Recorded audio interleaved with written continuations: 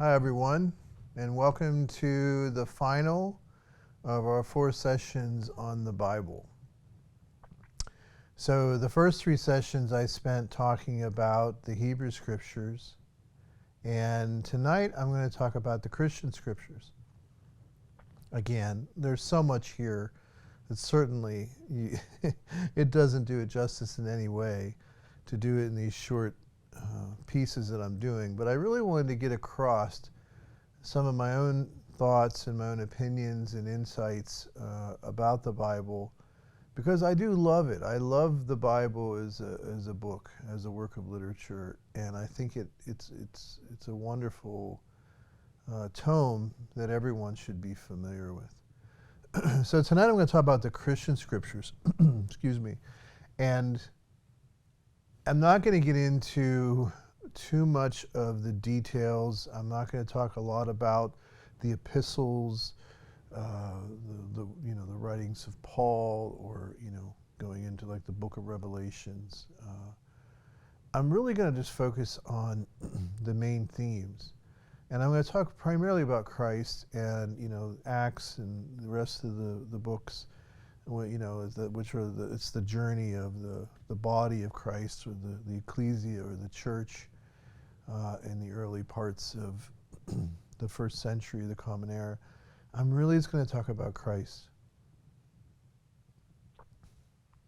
So when I'm talking about Christ, one of the things that I found interesting as a theologian, as a teacher, as a scholar, is that man, oh man, boy, oh boy, are there parallels between the stories of Shakyamuni Buddha and Jesus Christ.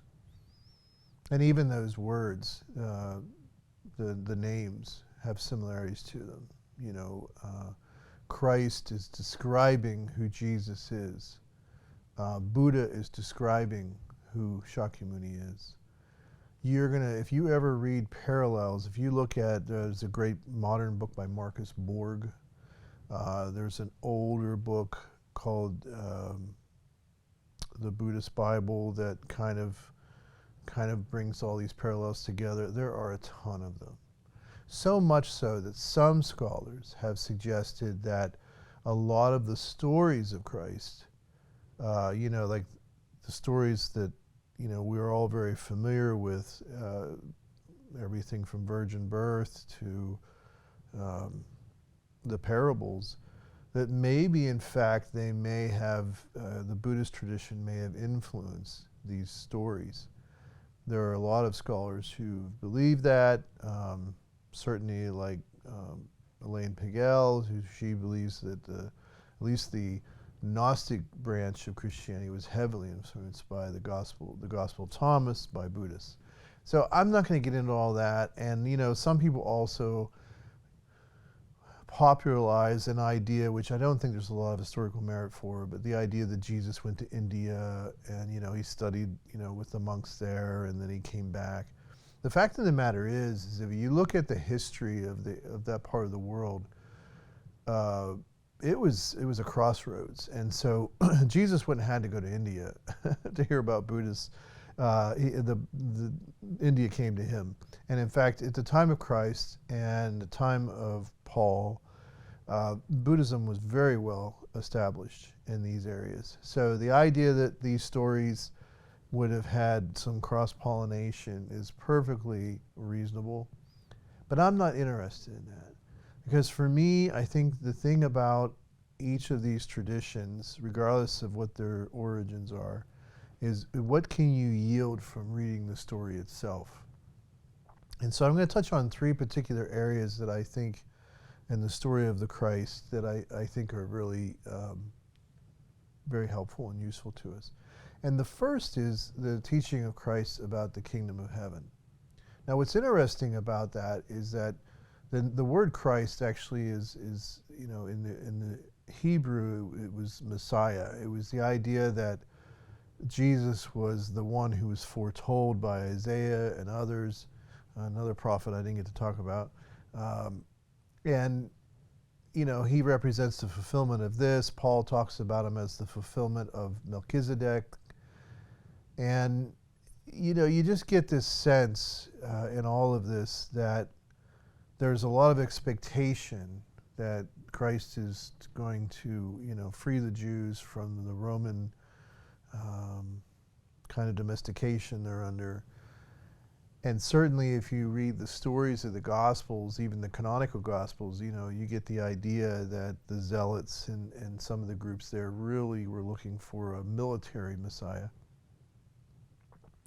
But Jesus doesn't really represent any of that. And so the revolution that he seems to represent or call for is a spiritual revolution.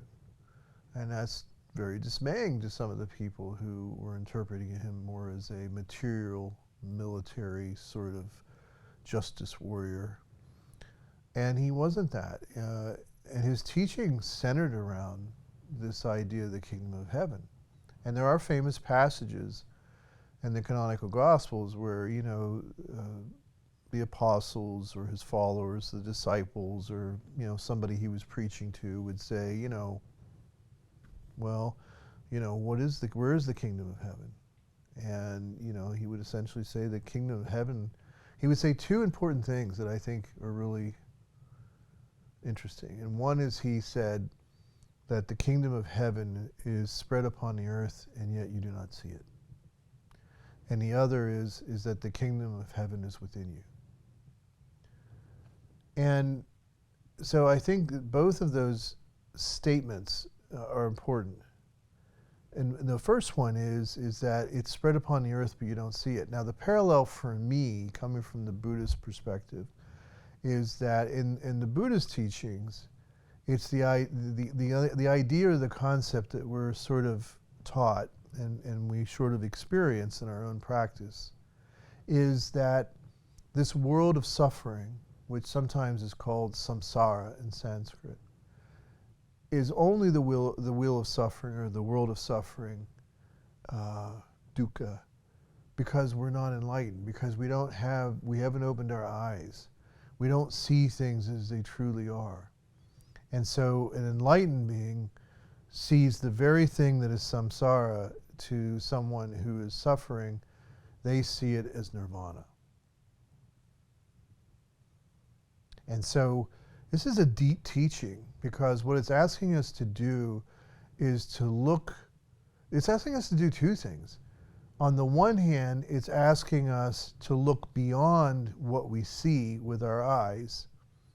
And on the other hand, it's asking us to go to not limit what we see with our eyes.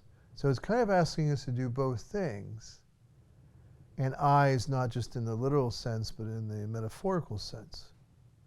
And so for me, this teaching is really about realizing that it's not my perceptions around me or the world around me that really dictates how I am as a person.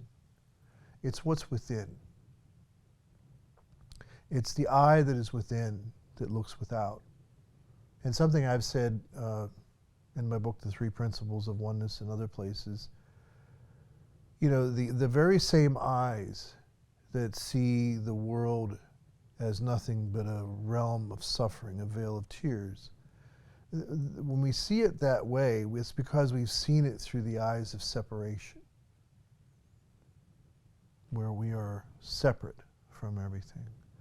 However, when we have the eyes of awakening and we see things as I believe we truly can experience them, that very same sight doesn't see suffering. That very same sight sees compassion. That very same world of suffering now becomes a world of compassion. And often people will ask me, what's the answer to some terrible conundrum, some terrible problem that humans face? And my answer is always compassion. From my perspective, it's not so important to know why, but to know what. And so that's the first way that, you see the kingdom of heaven. The kingdom of heaven is the very same world that is full of suffering. And the kingdom of heaven, and we see through the eyes of the kingdom of heaven, we see it as, the giver of compassion. That's how compassion is born, out of the suffering. When we look through the eyes of separation, when we don't see the kingdom of heaven, we see things, we see change as a great enemy, because change is always either what we're trying to do to get to some idea of a perfect self, or change is going to take away everything that we have. And so when you see it through the eyes of separation, again, it creates a lot of suffering. But the kingdom of heaven shows us that change is how the universe brings new things into being. And I'm going to bring this back home with the final thing I say about the Christ story. But change is how the universe brings new things into being, and change, except a seed fall to the earth, And so the kingdom of heaven is seeing with these particular eyes. And then finally, the kingdom of heaven, when we see the kingdom of heaven, we see with the eyes of the kingdom of heaven, and we look at this small little self, or this small little ego identity, or I love the way the Zen folk call it, this flesh bag of skin and bones. If that's our identity, if that's all that we see, well, I think that's, another passage that comes from the Bible, dust to dust, ashes to ashes,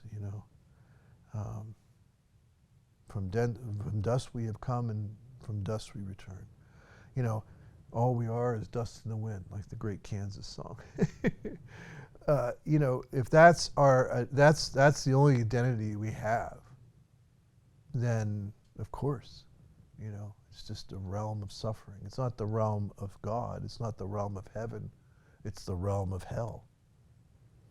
But with the eyes of enlightenment, with the eyes that can see,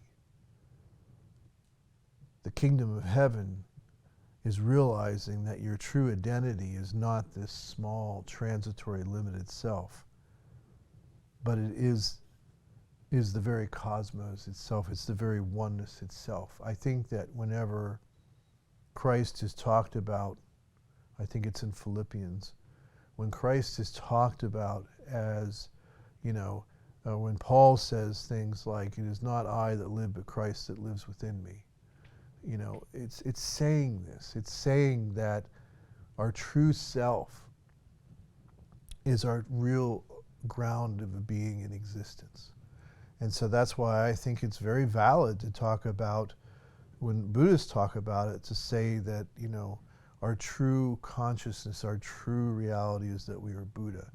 And I think it would be just as valid for a Christian to say that my true reality is Christ, that my true being is Christ. And that's what I believe the kingdom of heaven represents. It represents two things. I think it represents a reality that takes a more awakened and enlightened view.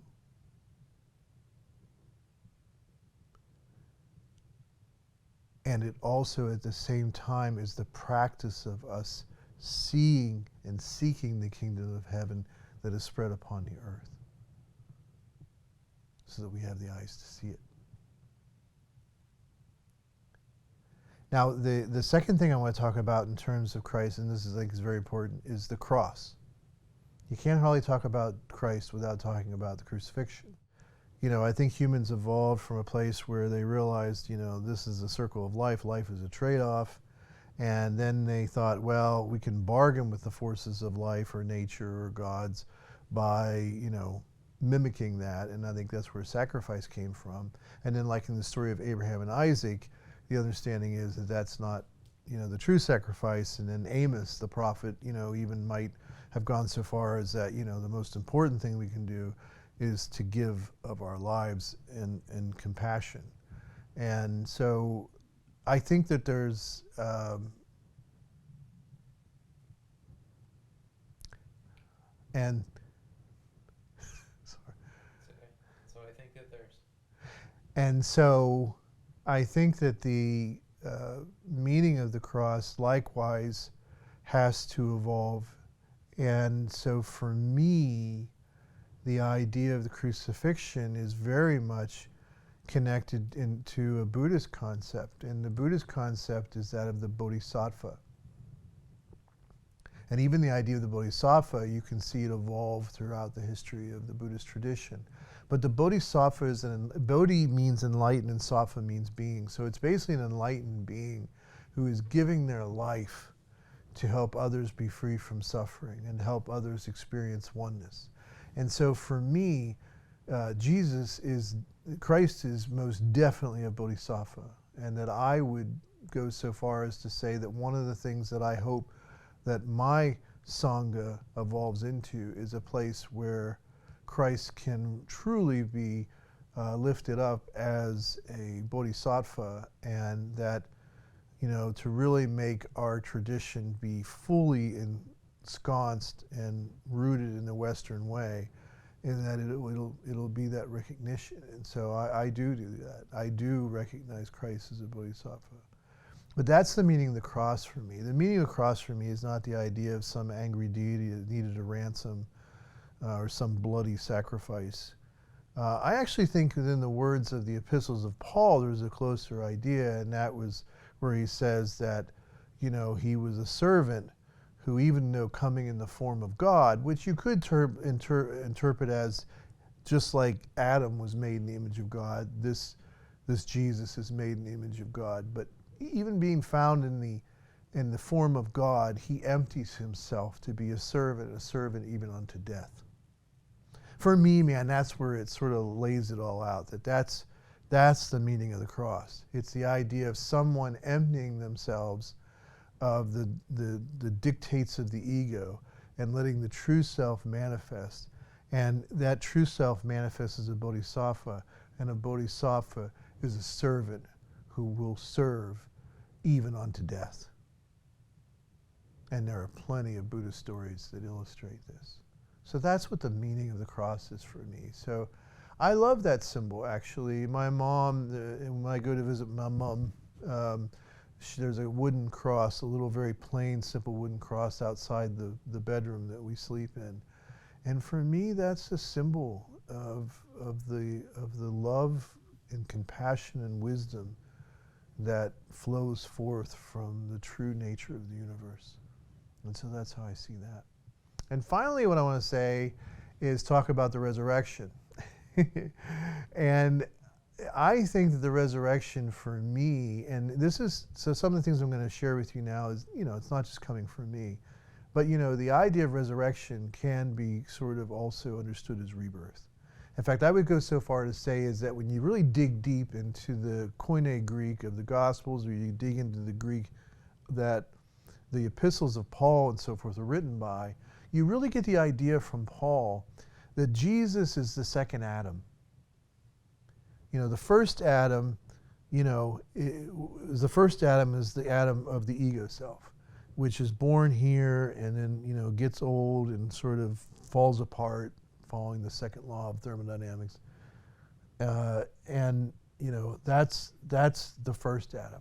The second Adam also is born of a woman in the image of God, but this is the second Adam. And this second Adam, his death, his rebirth, is sort of this idea of like, well, in one form you could say it's like the caterpillar that becomes the butterfly.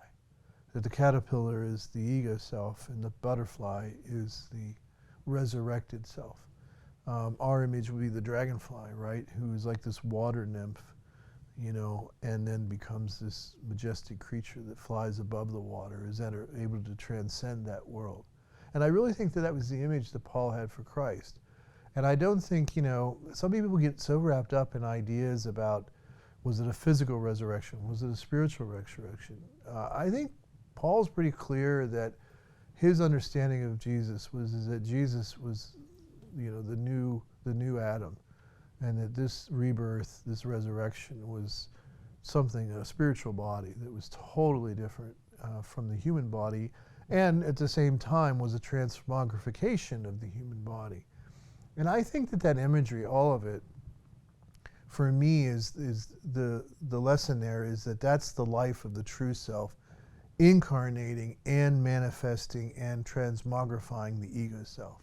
That the ego self is not something to disdain. It's not something we can escape, but rather the ego self, when it awakens to the true self, the ego self becomes transmogrified. It becomes the expression of the true self in this time and space, with this name, with this birthplace. And so for me, that's the meaning of the Christ. That the Christ is an example of that, just as Shakyamuni was an example of this. But I do think that the unique thing about the Jesus story is the emphasis that Jesus helps, I think, Christ more than anything. Remember I talked about the prophets and how that I said, the big lesson here for me is that not the old way where it's like God changes like some big human writ large, like some Greek, Zeus or Roman deity or Jupiter. It's the idea that the eternal is the eternal. These are always so. And it's the human, it's the ego self that can be awakened to greater and greater and higher levels of consciousness, or deeper levels of consciousness, whatever you like to talk about it. And so it's not that God changes, it's that we change. Is that our understanding changes as we become more awake, as we develop those eyes, we awaken to those eyes that see the kingdom of heaven. And so for me, the idea is that the ego self is the expression, when awakened, of the true self, and that it'll always be about resurrection. It's not about, cutting off or trying to kill the ego. It's about the rebirth of the ego as centered and breathing and living out of the heart of the true self. And I think that the story of Jesus is unique in the sense that it teaches us, in looking at that human way, at the eternal, that the ultimate message, and I would say, from the Christian point of view, the final message, is that God is grace. We can talk about God as love, we can talk about God as oneness, we can talk about God as where there's no room for prejudice in this view of oneness, and we can talk about God as practice what you preach. But for me, ultimately, God is grace. And I think that is the ultimate message of the Bodhisattva Jesus, is that God is grace. And what is grace? Grace is an acceptance and a love that loves and accepts when it is unacceptable. That when you are unacceptable, it accepts. It accepts the unacceptable. And grace, I believe, is also the main message of the Dharma. That it is not about keeping rules. It is not about some ego trip. It's about awakening to the oneness of all life, seeing the kingdom of heaven in everything, and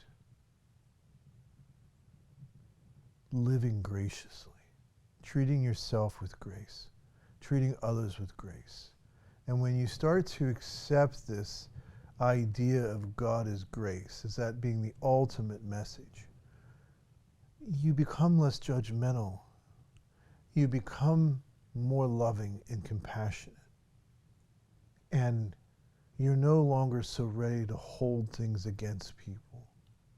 And the walls of your prejudice begin to fall, because there is no other. There is just oneness. And I just think that's an incredibly beautiful message. And so for me, that's what I get from the story of Christ.